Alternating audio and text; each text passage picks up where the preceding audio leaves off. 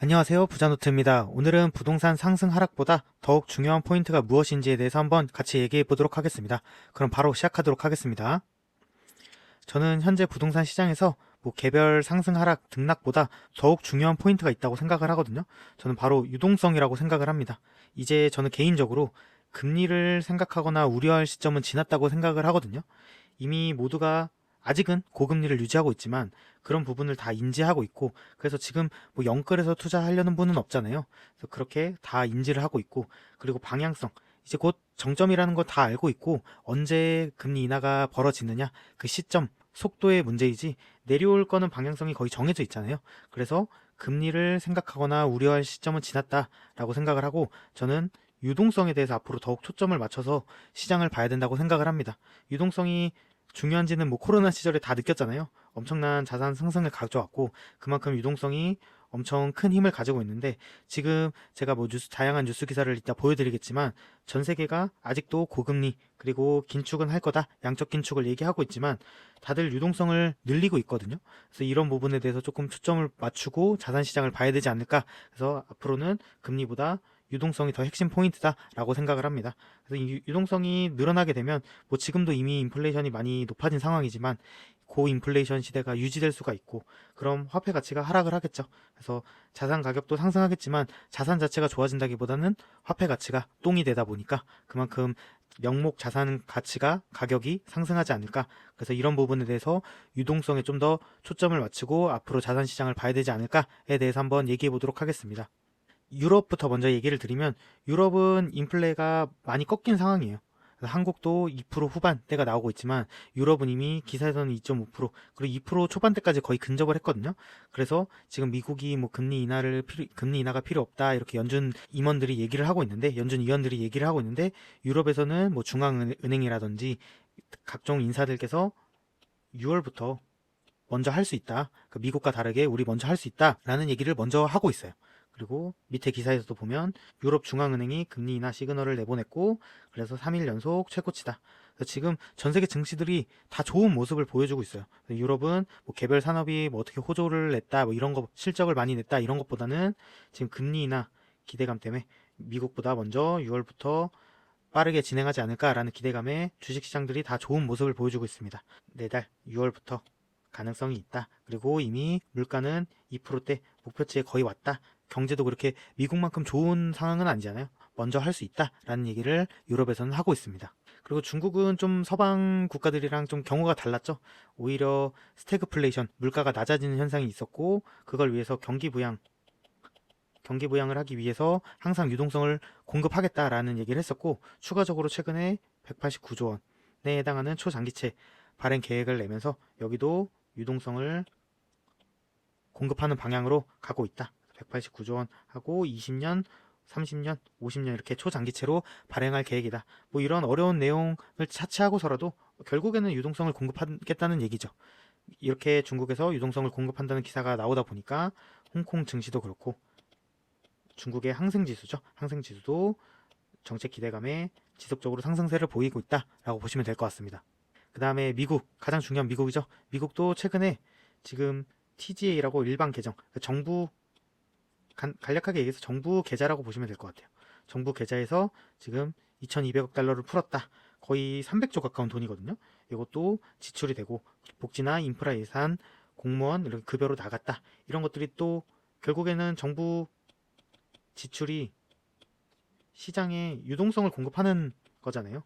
이만큼 미국도 긴축, 고금리를 유지할 필요가 있다라고 얘기는 계속 하지만 정부에서는 재정 지출을 풀고 있다. 유동성을 계속 풀고 있다라고 보시면 될 것 같고, 여기도 똑같이 유동성이 늘면서 증시, 자산시장은 긍정적인 흐름을 보이고 있다. 지금 나스닥도 그렇고 S&P도 그렇고 지금 3대 지수가 모두 신고가를 거의 갱신하고 있죠. 그래서 그만큼 좋은 상황이다라고 보시면 될 것 같습니다. 그리고 5월에 FOMC 기준금리는 동결했죠. 아직 금리 인하를 할 시점이 아니다라고 얘기를 하고 있기 때문에 5월 FOMC 기준금리는 동결을 했지만, 이때 얘기했던 내용 중에 또 하나 중요한 내용이 QT를 축소하겠다라는 얘기가 있었는데, 여기 밑에 보시면 QT를 6월부터 월에 950억 달러를 하던 걸 600억 달러로 줄이겠다라고 하는 건데, 이건 결국 국채 매입을 줄이고 시장에 퍼져 있던 유동성을 빨아들이는 비율을 줄이겠다. 그러니까 결국 시장의 유동성을 어느 정도 남겨놓겠다, 속도 조절을 하겠다. 그럼 결국 돌려 말하면 시장의 유동성을 놔두겠다라는 얘기죠. 그만큼 유동성은 전 세계가 모두 지금 다 늘리고 있는 방향, 시장의 유동성을 남겨두는 방향으로 가고 있다라고 보시면 될 것 같습니다. 일본은행도 또 서방 국가랑 다르게 거의 중국이랑 비슷하게 계속 국채를 매입했던 국가죠. 주식도 매입했었고 국채도 매입했었고, 그리고 제로 금리를 유지하면서 시장의 유동성을 계속 푸는 쪽이었지만, 최근에 그런 규모를 엔화가 너무 약세다 보니까 축소한다곤 하지만 결국 어쨌든 계속 유동성을 공급하던 국가잖아요. 일본도 여전히 유동성을 공급하는 국가 중에 하나다. 규모는 조금 축소를 하겠지만 그래도 계속 공급하지 않을까라고 생각이 됩니다. 엔화 약세가 너무 크게 나오다 보니까 규모는 축소하지만 결국 유동성은 계속 공급하는 방향이다 라고 보시면 될 것 같습니다. 그리고 마지막으로 한국의 통화나 유동성 지표를 봐도 23년 중순이 저점이죠. 그 저점을 이후로 23년 말, 24년 들어서 지속 상승세를 보이고 있다는 걸 지표로 보실 수 있습니다. 그래서 M2도 그렇고, 여기엔 안 나와 있지만 M1의 경우도 M2와 마찬가지로 저점을 찍고 지속적으로 상승 추세에 있다라고 보시면 될 것 같습니다.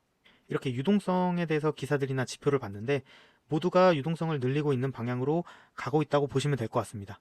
그리고 그에 대한 저는 오늘 대응이 필요하다라는 얘기를 핵심적으로 드리고 싶습니다.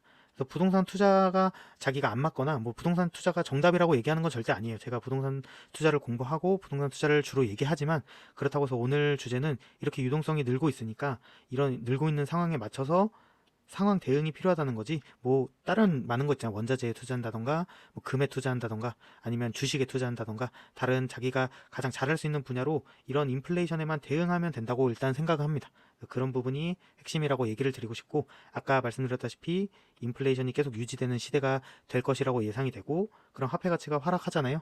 그러면 자산 가격의 그 명목이죠. 어쨌든 화폐 가치가 낮아지기 때문에 상승하는 그런 효과가 나타날 수 있다. 그래서 이런 부분에 대해서 어느 정도 뭐 다양한 아까 말씀드린 금이라든지 주식이라든지 이런 여러 방면의 자산 보유를 통해 자산이 상승해서 투자한다기보다도 인플레이션을 어느 정도 대응하기 위해서, 인플레이션 해지를 위해서라도 투자를 어느 정도 해야 되지 않을까, 대응이 필요하지 않을까라는 얘기를 오늘 드리고 싶었던 겁니다.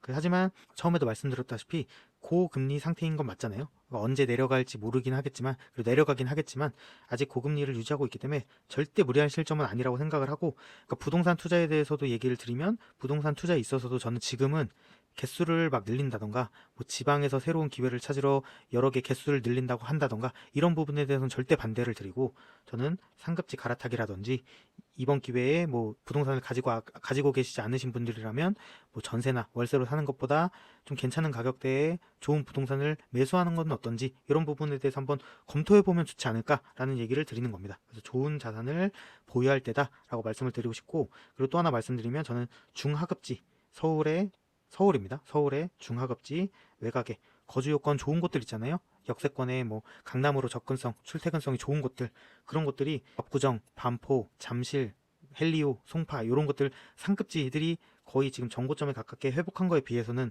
아직 회복세가 거의 미미한 상태거든요. 근데 이런 단지들이 최근에 전세 부족 이슈가 크잖아요. 이런 전세 부족이 하반기까지 강하게 나오면 맞춰서 조금 더 따라서 올라가지 않을까라는 생각을 개인적으로 계속 하고 있거든요. 그래서 그런 단지들은 지금 회복이 좀 더딜 때 그런 단지들은 잘 사면 좋지 않을까라는 얘기도 참고로 드리도록 하겠습니다. 그래서 이런 부분에 대해서 오늘 한 번 더 말씀드리면, 유동성이 늘고 있는 시대고 그거에 맞춰서 뭐 부동산 투자만이 아니라 뭐 주식이라든지 금이라든지 다양한 자산 보유를 통해서 인플레이션이 심해지는 인플레이션 시대에 대해서 어느 정도 대응할 필요가 필요하다, 인플레이션 해지를 할 필요가 있다, 그리고 좋은 거를 사야 될 시점이다 라는 얘기를 말씀드리도록 하겠습니다. 오늘도 영상 봐주셔서 감사합니다. 다음에도 좋은 영상으로 돌아오겠습니다. 감사합니다.